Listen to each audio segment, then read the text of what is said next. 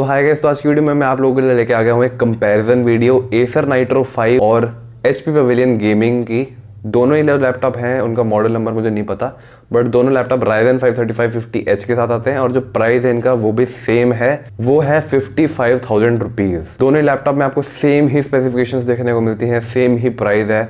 ऐसे में आप लोग शायद से कंफ्यूज हो रहे होंगे कि यार मेरे को कौन सा लैपटॉप लेना चाहिए।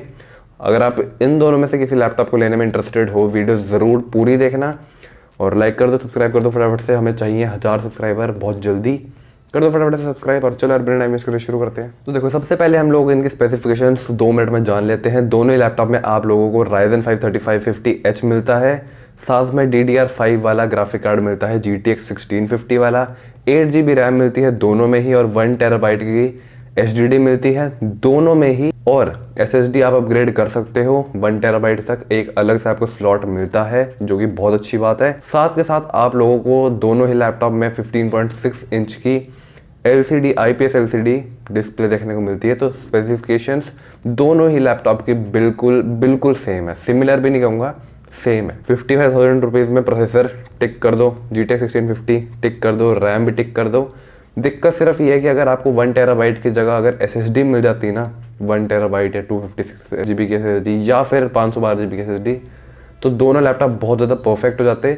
लेकिन 1 टेराबाइट की HDD है, साथ में आप 2-3 हज़ार रुपये की आती है शायद 256 GB की SSD, वो आप लगवा सकते हो जब आप इसको परचेज करोगे।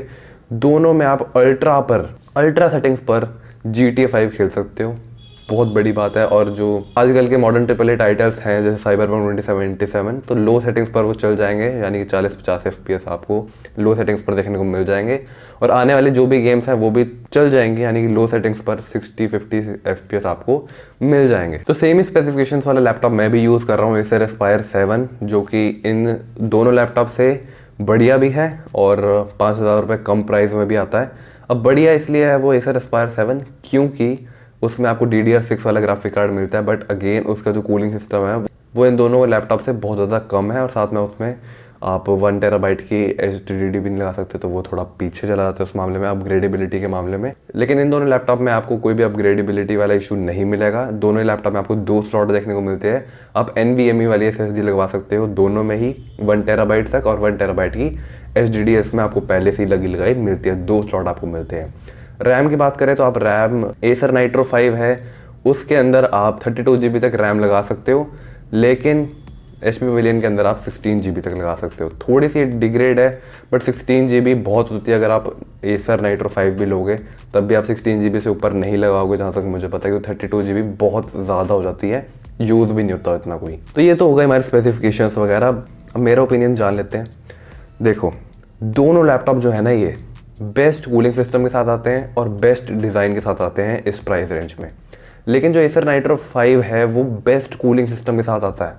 50 से 60-70 हज़ार रुपये तक के अगर आप लैपटॉप देखोगे तो जो सबसे बेस्ट कूलिंग सिस्टम है वो एसर नाइट्रो 5 में आपको मिलता है।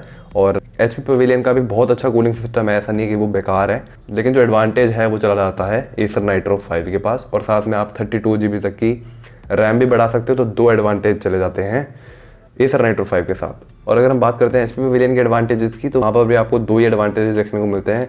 एक तो यहाँ पर स्पीकर उसके ऊपर लगा हुआ है कीबोर्ड के बिल्कुल पास, तो स्पीकर की क्वालिटी उसकी बहुत ही ज़्यादा बढ़िया आती है। मैंने 70,000 रुपीज़ का एक आता है Ryzen 5 4600H वाला, वो यूज़ करा हुआ है। सही में बहुत अच्छी स्पीकर क्वालिटी आती है, और जो उसका डिज़ाइन है HP पवेलियन का वो भी बहुत ज़्यादा बेटर है एसर नाइट्रो 5 से।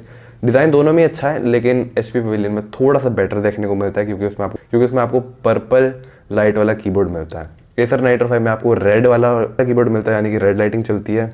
और अगर आप एक और चीज़ मैं बताता हूँ, अगर आप नीचे देखोगे ना, थोड़ा सा नीचे जाकर वीडियो से, वहाँ पर एक रेड कलर का सिंबल होगा, उस पर लिखा होगा सब्सक्राइब।